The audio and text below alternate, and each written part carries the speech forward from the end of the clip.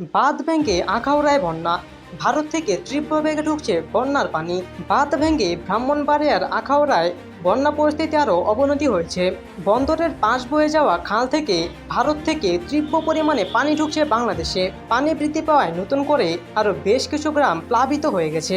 সন্ধ্যা নাগাদ 34টি গ্রাম প্লাবিত হয়ে যায়। পানিবন্দী হয়ে পড়েছে প্রায় 550 পরিবার। এছাড়াও ক্ষতিগ্রস্ত হয়েছে ধানের জমি, শাকসবজির জমিসহ বিভিন্ন মাছের ঘের।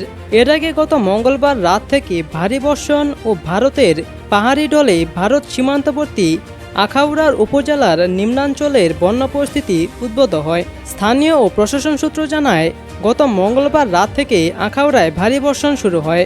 সকাল থেকে বন্দরের পাশ বয়ে যাওয়া খাল দিয়ে ভারত থেকে তীব্র বেগে পানি ঢুকতে থাকে।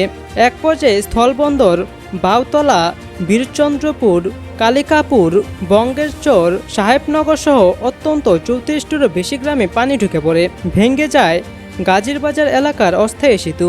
বন্ধ হয়ে পড়ে বন্দরের বাণিজ্য ও যাত্রী পারাপার।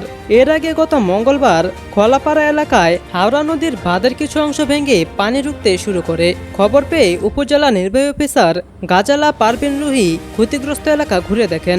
জেলা পানি উন্নয়ন বোর্ডের নির্বাহী প্রকৌশলী মঞ্জুরুল আলম জানান, হাওড়া নদী ও জাজের খাল সহ বিভিন্ন স্থানে পানি বিপদসীমার কাছাকাছি রয়েছে। তা অতিক্রম করলে আরও এলাকা প্লাবিত হতে পারে।